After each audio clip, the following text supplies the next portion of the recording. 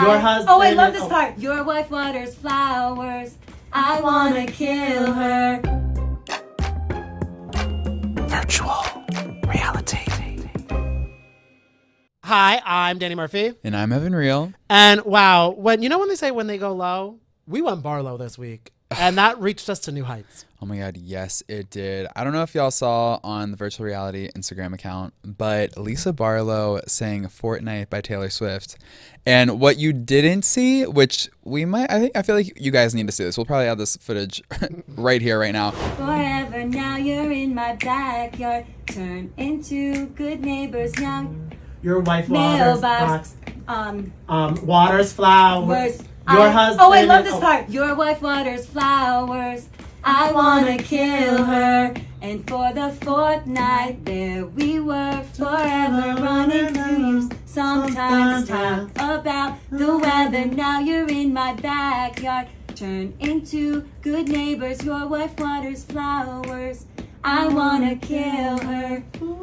I started. You were playing vocal coach, hype man. You were harmonizing with her. It was honestly beautiful. It was beautiful to see. It felt beautiful because she was like, "You're my post," and in that moment, I felt like her Post Malone, and it was such a like to be the post to her Taylor.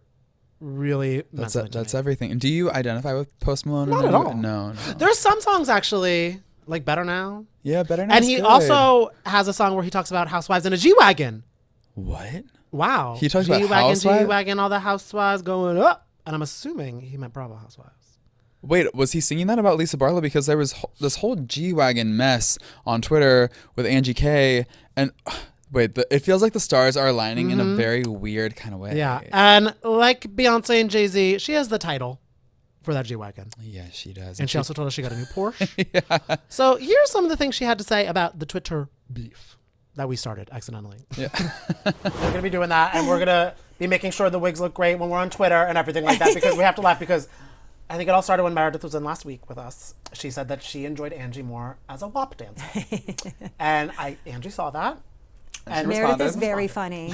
She is funny. Yes. I don't give her enough credit. Meredith is hilarious. Meredith is quick. She's a Sag too. We're like born a day apart, different years, but day apart. Yeah. And I think she is so funny. And she says these little comments that not everybody picks up on, but they're hilarious. Yeah. No, hysterical. But I thought her response was so good when somebody was trying to put down her feelings. I thought feelings matter, right, Whitney? But she's trying to put down Meredith's feelings. And so she said the only scroll I read is the Torah. So I responded with Mazel Tov. Yeah. And then that turned into something totally different. Well, right, because you were literally just congratulating her on reading the Torah, and then it felt like... And that's relevant with this season, with what happens with Meredith this season with her faith. Oh, a spiritual journey for Miss Meredith? Very spiritual journey, Okay, well, it doesn't seem like Angie is on a spiritual journey, because her Twitter response, she went straight to the gutter. She did. And she is talking about repoed cars and... my G-Wagon has the title, and it's in my garage. But people don't understand, you can't repo a car that's paid for in cash. Yeah. Okay. Yes. But I don't know where she got that. I mean, that was a reach. Yeah. Big time. It almost feels like, because she was talking about a mystery man in Park City, it's like she throws spaghetti to the wall and sees You know if what it she sticks. said? Well, we got sued by an old business partner that we sold a restaurant with, and we all worked together. We had finances together, and the business sold, and we all benefited from the business selling.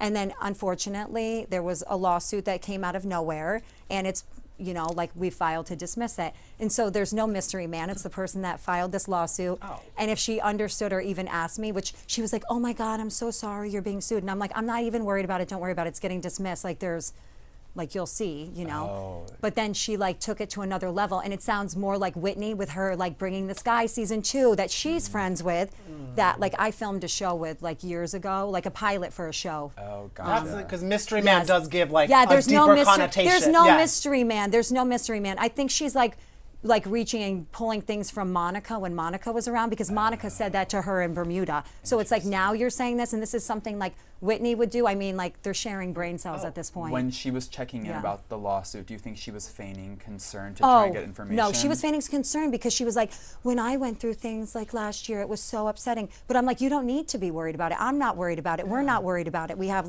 a beautiful big business, And I think it's hard for people to understand that when their world is myopic and they're based in one place, where we're based in lots of places. And I think that's different for people. Yeah, what was also And different. I got a new Porsche. And hey, look at Look that. at that, right next to the G-Wagon. Yes. Yeah, right next door to it. She can maybe take a ride in it. Yeah, no, she won't. Yeah, we did start that Twitter beef, which I don't want to say we're proud of, but we're not proud of it. So basically what happened was when we had Meredith Marks in the studio, she was talking about Angie K, who she also is not that big of a Not fan vibing of. with. She said that she preferred Angie K as a backup dancer for Jen Shaw on her WAP TikTok instead of a housewife. And Angie K caught wind of it. She responded.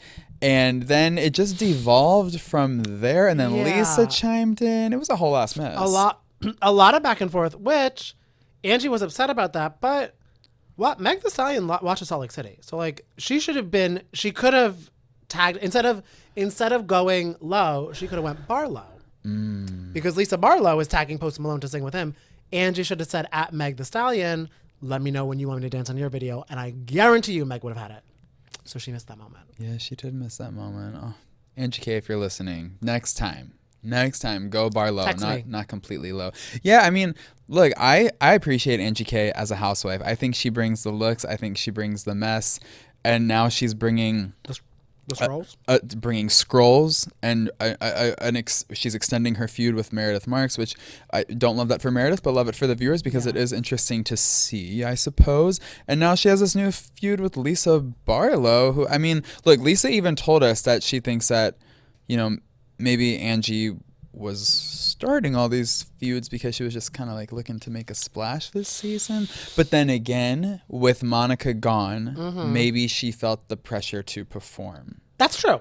And maybe Angie was a little worried. She's like, Monica's not here. Who's going to be mad at who?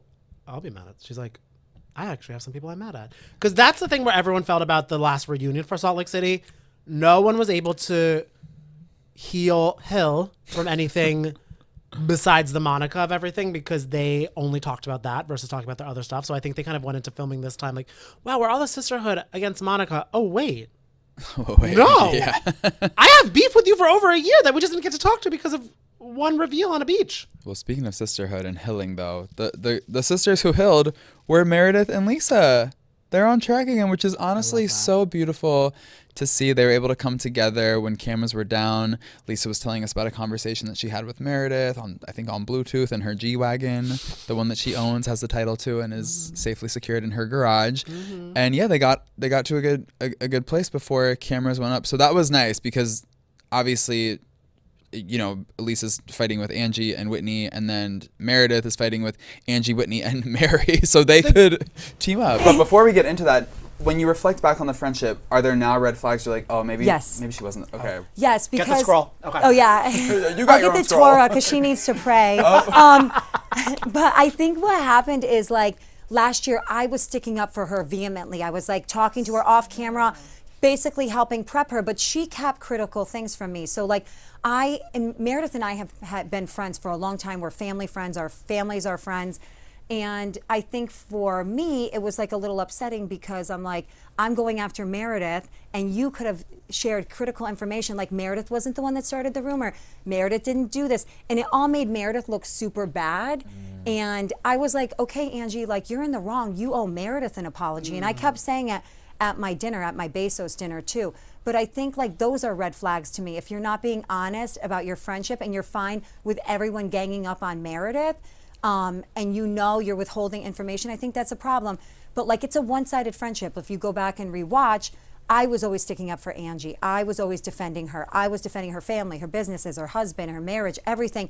And it was one-sided. It was never reciprocated. In fact, it didn't bother me at the time. I'm like, I'm a grown-up, but I'm like, for her to make fun of me at Heather's book signing. Yeah. And like when Monica was saying horrible things to me at the sound bath, I was defending Angie, and she was like, oh wait, like I don't care what you're saying to Lisa. And I'm like, you got a little high off of it. And I think it made her feel good about herself. And I told her that in real time. I'm like, I feel like you get a little high off of other people being mean to me. It makes you feel better about you. And so, pardon me? What did she say to that? She's like, no, I don't. But I'm like, I was explaining why. I'm like, I would never let anyone talk to you like that. But I'm a good friend, and like I stay people's friend. And like, I'm a little shocked that she I was okay with her. I could still move forward with her. But then like when she started like telling Whitney things I was saying in confidence and backing Whitney. So I'm like, Whitney brought a guy to a party season 2 and told everyone I slept with him. And I had no idea that happened until after. And I'm like, you're upset with Meredith over stuff she doesn't even do, but yet you want me to forgive Whitney for the things she does do when she does it consummately. You know, and Whitney and I get to a point this season where I'm like, you constantly lie about me. You make me have to tell the truth. And you don't like that. Like, you want people to believe your lies. Do you think, sorry, I was just going to say. That's a lot of information. Yeah, I was like, we're processing it. I was going to say, do you think that Angie came for you this season to possibly have a moment? To make Yeah, a I think she was splash? definitely, she like, you know, moments should happen organically when you're doing Housewives. You shouldn't be like thinking in the shower, like, oh, I'm going to prep a scroll and I'm going to bring a scroll. Maybe for the reunion, but I mean, it was like less than burn book like worthy. Like I was like, what? I was like, why does she have a scroll? But it's like, I've told her a million times, I'm like, lay off Meredith. Like she didn't do this to you. You like, Angie has no problem attacking everybody else's marriage, family, business, like living structure, everything, but she can't handle if anyone says anything remotely close to that to her. She likes to dish, she definitely cannot take it. And I mean, anyone who watched the episode last night knows the girls they're not wasting any time. No, not at all. It's you know what I think? I think this season's gonna be flaming hot. I do think it's going to be flaming hot. Wow, what a great little segue into our next guest this week. What? Oh, what? Ooh. Show me your manicure. I actually can't. These are not. I don't want Gabby to be associated with. Wait, they actually. Okay, so we talked to Gabby Windey, who everyone knows from The Bachelorette and Dancing with the Stars. Did you say that my nails look like hers? What I was going to say, Danny, is that Gabby showed us her latest manicure. Obviously, she loves showing off her manicures on TikTok, and she essentially she didn't have one, and she called her nails her booty diggers, which I think is a nice way to explain their functionality without like a gel or a tip or do you know what I'm saying? Yeah, okay. So she can do more things. She can dig all she wants for and gold? Yeah, for anything. Yeah. But don't dig after flaming hot. Right. You gotta wash a hand. Yeah, it's good to dig into a bag of Flamin' Hots. That's true. That's where you're supposed to dig. That's like pirate's booty. Yeah. Flaming hot though. That's what I'm booty digging into that. She was promoting her partnership with Flamin' Hot. If we haven't made that clear yet. Which now I feel like was our part. It's such natural. Yeah. So, anyways, we chatted with her, and so obviously you know her from The Bachelorette, Dancing with the Stars, and she filmed the Traitors season 3 with a bunch of our favorites. Obviously, Dorinda Medley, Chanel Ayan, Dolores Catania, and some people that I don't know if are Gabby's favorites. She seemed to have some interesting. Basically, we played a game called Flamin' Hot or Absolutely Not, and I think you'll be interested to hear what she had to say about some of her co-stars, especially Britney Spears' ex-husband. And Zac Efron's brother. Danny and I wanted to play a little fun game inspired by your Flamin' Hot partnership. It's called Flamin' Hot or Absolutely Not. And we're going to be naming some of your Traitors co-stars because we can't wait for season 3. But we just want to kind of get your take on some of these people that you filmed in the castle with. So we're going to say their name and you're going to say Flamin' Hot or Absolutely Not. You can explain if you need to, or you could just let the word speak for itself. Okay. All right, Danny's going to kick it off. Okay. Tom Sandoval. Absolutely not. Chriselle Staus. Flamin' hot. Okay. Sam Asghari. Absolutely not. Sorry, I'm with the girlies. Okay, and are we also a big Britney fan? Huge. Did you get to ask him about Britney? You'll see. Okay. Next one on the list is Chanel Ayan. Flamin' hot. The most flaming hot, spiciest. She raises the heat. She is iconic. Dorinda Medley. Flaming hot icon. Okay. Dolores Catania. Flaming hot original mother. Oh, yes. Correct. Okay. Correct. Yes. Yeah. Sierra Miller. Flaming hot. Oh my God. I would not be in a scene with her. I'm like, please, I can't be next to you. Like, you're actually too gorgeous and I'm taking it personally. I'm sorry because she's so nice too. I'm like, how do you have everything? I know. Right? I know. Okay, next on the list, Bob the Drag Queen. Flaming hot, loved Bob. Okay, yes. Dylan Efron? I mean, which way? You know what? I'll say absolutely not, and you'll find out later. Oh no, is Dylan a villain? I mean, no, no. You'll just have to see. Okay, y'all weren't soaring and/or flying. All right, next one is Nikki Garcia. Flaming hot. Oh my God. Quite literally, like in so many ways, but also she can body slam you. Epitome of flaming hot.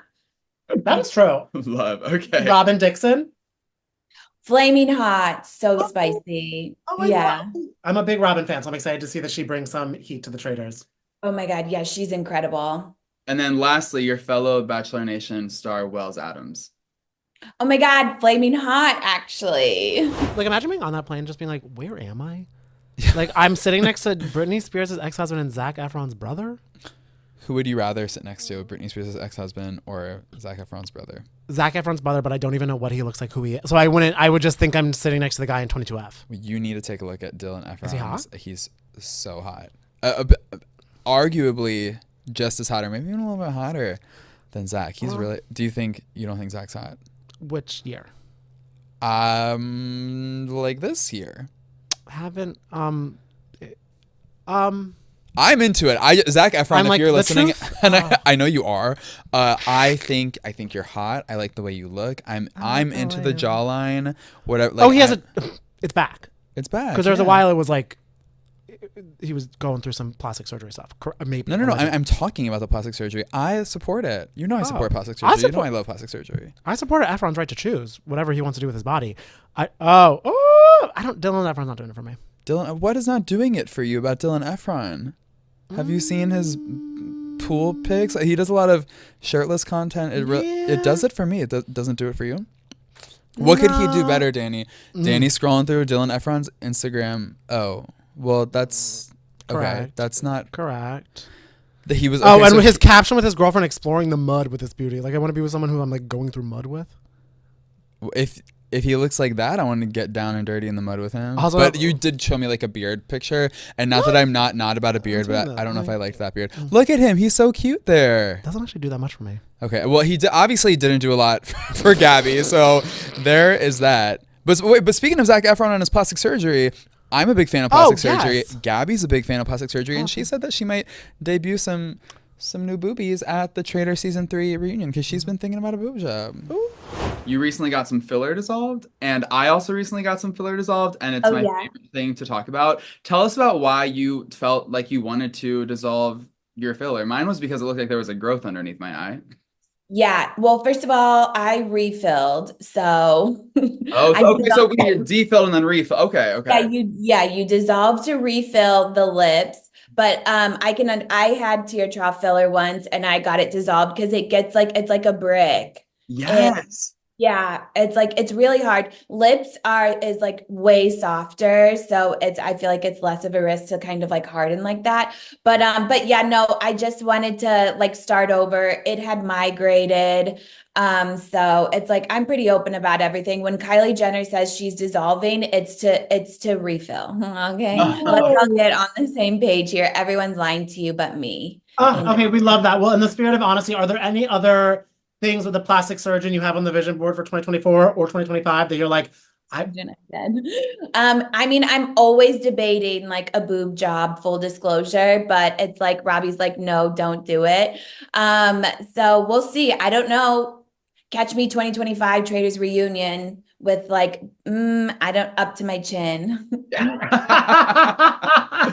you know what I say? Go for it. Do you know what's so funny? Danny and I feel like you're probably tuned in and tapped in. We just chatted with the cast of The Secret Lives of Mormon Wives. They love themselves some plastic surgery. They love themselves a boob job. And they're inspiring me to freaking get a nose job. So I say, go on and do it. Yeah, literally. Your nose is great. Oh, thank you. That's not what the mirror tells me, but I appreciate that. That's not what the mirror says. I know. Yeah. I mean, whatever makes you feel good. It's like we all want to look like what we look, in the mirror. But honestly, you're beautiful on the inside. Sam pretty. Yeah. Wait, you can call him Dylan and Zac. Oh, yeah. Dylan okay, wait. I'll get a boob job to call that. Okay. I come in here, the mic is, I'm like, what's up? I'm like natural, right? Right, Zachy F? Oh, God. Okay. I don't know how to transition into our next segment, but we also talked to... Wait, actually, do you know what? I know the transition. Oh. There is a Gabby Windey and Jersey Shore connection because when she was on Dancing with the Stars, it was looking like she had a thing for Vinny from Jersey Shore, and we didn't... Oh! Yeah, do you remember that? Not at all. Okay, well, I remember that. Christina Aguilera? She had a little thing with Vinny, or it seemed like, I don't know. Wait. It all came back to me, yes. It's all coming back to you, like Celine Dion. We did not talk to Vinny this week. No. But we did talk to Mike the Situation. Love. Oh, I love that man so much. Now those arms. Those arms, huh? Like, and Dylan Efron can never. That's my thing. You know what I mean? Like, okay, so so you're more of a sitch guy. Well, also because the situation's I don't know Dylan's energy. Yeah. So like the energy has to go with the arms. And like the situation's energy with his arms is he's gonna save some lives. He is gonna save some lives, some drug addicted lives, because as you know, the situation has been open about his sobriety journey. He's celebrating 9 years of sobriety this upcoming December. December 24th. Yep, December 24th, right around Christmas Eve, on Christmas Eve, for Jesus' birthday. So I feel like Jesus might have helped intervene in that moment, got him sober. Well, he's ready to intervene now in other people's lives. Actually, with door-to-door interventions, he's about to open up a treatment center for addicts in New Jersey. And in addition, it's going to be the sitch knocking on doors. Being like, do you want me to save your life? Who would turn that down? And kind of like no one would turn down that. He was being really, as coy as the situation could be, about if this could become a show. Yeah. Because also kind of at the same thing, who would turn down this? Who would not want to see this? Right? Like, I mean, I wasn't super tapped in and tuned into intervention, but if the situation was performing interventions, I might be more attuned to tap in. 100%. I feel like that'd be so good. You have been so open about your struggles with the public. Have you, when you're kind of going about the treatment centers and wanting to go and help these people, were there any things that you, when you were seeking help and getting help yourself, that you're like, I want to make sure I don't do that? Like, was there anything people tried to help you with that wasn't helpful that you... When I was going through treatment, I was desperate for results, you know? I had so much adversity against me at the time. I was at my rock bottom in 2015. I was practically homeless. I really had no money, no credit. My lawyer had left me. I had a case, the United States versus the Situation, where they were trying to throw me in jail for 5 years and fine me millions of dollars. So I had a lot against me, and I was also dependent on prescription opiates. So talk about the odds against you. And I just thought to myself, like, my life is on the line right now. There is no other option, okay, but to put all hands on deck, okay, and try my hardest, put my faith in myself and my God above, and we really got to, work our butt off. And we did, and here we are. I'm now 9 years clean and sober, December 24th, and now I'm launching my own treatment centers throughout the country to help the still sick and suffering with the disease of addiction. How would you describe your approach to performing an intervention? You said you're going to go door to door, do interventions, because sometimes interventions they work, and a lot of times they fail miserably. Yeah, the odds are going to be against you, But I feel that my story is very relatable, and I feel that I have been through hell, and I am able to get down on that level with the addict, okay, and let them know that I know where you guys are at, and I've been there, and I'm here to help. And, I'm pretty much going to say, come with me if you want me to save your life. Oh, okay. I mean, that is very convincing. It's like sounds like an Arnold Schwarzenegger movie, but it's true, to be honest with you. Now, this does kind of sound like it could potentially work for some sort of unscripted project. Is that in the works? That I cannot say, but what's that new phrase out? What's the little meme out? Tell me without telling me. What is it? Tell me you got a new show in the works without telling me you got a new show. Yeah. It's something like that. You know what I mean? We are launching these centers across the country. and at the same time, you know, we are trying to push something downstream as well. Also, because it is, today is Jersey Day. Today is Happy Jersey Day, guys. Happy Jersey Day to all who celebrate, and it should be everyone. We also talked to Pauly D and Sammi, and it was kind of cute to get their little back and forth because, as we all know now, Sammi is in the process of IVF, really excited to hopefully start her family soon. So kind of the reveal of that. And Pauly gave us like some really sweet advice too as a dad. It was so cute. Sammi, was there ever a part of you, I know you wanted to keep it under wraps because you were a little bit nervous about the outcome, but was there ever a part of you that really wanted to tell your castmates just so you could lean on them for support throughout the journey? But I mean, you also had Justin to do that. Like how did you deal with it emotionally? Who did you turn to? And yeah, were you ever tempted to turn to your castmates? Thank goodness for Justin, because he's been like my rock and my backbone through the whole process. Like we're going through it together, so we kind of had each other. But some people don't believe in IVF and stuff, so I was nervous to tell anybody. I just was like leaning on other platforms like Instagram or TikTok and seeing what other people were going through. And by watching and learning from them, I was starting to realize like maybe I should talk about this, or maybe I should come out and talk about it because maybe somebody else can relate to me, or maybe I can help somebody else, or maybe somebody else can just share their story and their journey and help me in some other way. So towards the end, in the beginning, I was so against it, but towards the end, I started to open up a little bit more, and it was nice to get the girls' support. You kind of see how it all plays out, and I'm still on this journey, and I'm still going through it, and it's a difficult journey, but it's nice to hear other people's stories, and it's nice to hear just having the support there is really, really nice. Well, and I feel it's extra important too because, like you said, you were kind of leaning on people sharing their stories, and now you're one of those voices sharing the story for couples or women going through this, kind of feeling a little like nervous and isolated, and having that, like being able to watch you actively go through all the steps is going to be really helpful for them. And especially even in the first episode when you're kind of talking about why you don't want to wait until like you're married to do this or to hold off, you kind of like, this is just, it's our time. We're going to do it. Are you emotionally preparing to rewatch these moments? And also, how are you preparing for the influx of people that are going to be reaching out to you about this? Like in their positive, I'm nervous. I am so nervous. Yeah. Like it, you know, I didn't really get, you know, I go through it on the show, but I was so nervous about the whole thing. So, you know, things were limited because I wasn't sure to film, and, you know, it was just a scary process in general because it's so personal.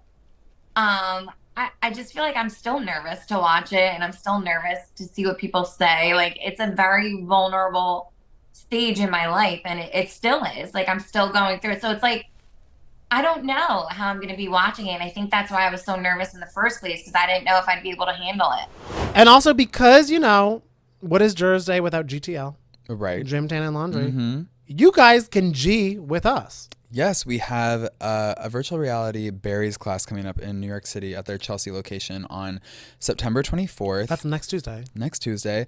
And we have two of your favorite Real Housewives of New Jersey stars, Margaret Josephs and Jen Fessler, making appearances. It's going to be such a good time. I kind of have this like little sneaking suspicion that we might get a live performance from Jen Fessler in the Red Room at Barry's. If you thought Lisa Barlow was the only person who's going to be singing this week, you are mistaken, because we're in for a treat. Marge is also bringing some soirees to cool us down with after. So there's like, I think like 4 bikes left. Like there's not really that many bikes left. So go to the link in the bio, wherever you're listening to this, and sign up, because we're excited to see you there. Yeah, you will not regret it. Yeah. Will you get a spray tan before? Will it sweat off? I will definitely get a spray tan before, and it probably will sweat off. That actually, we just did a berries class with Paris Hilton, and I got a spray tan specifically for that. And the next day, I mean, you saw it. It wasn't looking so great, but in my pictures with Paris, it was cute. Oh. So if I'll be looking cute in the pictures with Marge, Jen, and all of you who show up to class. I can't wait. I know, I'm excited.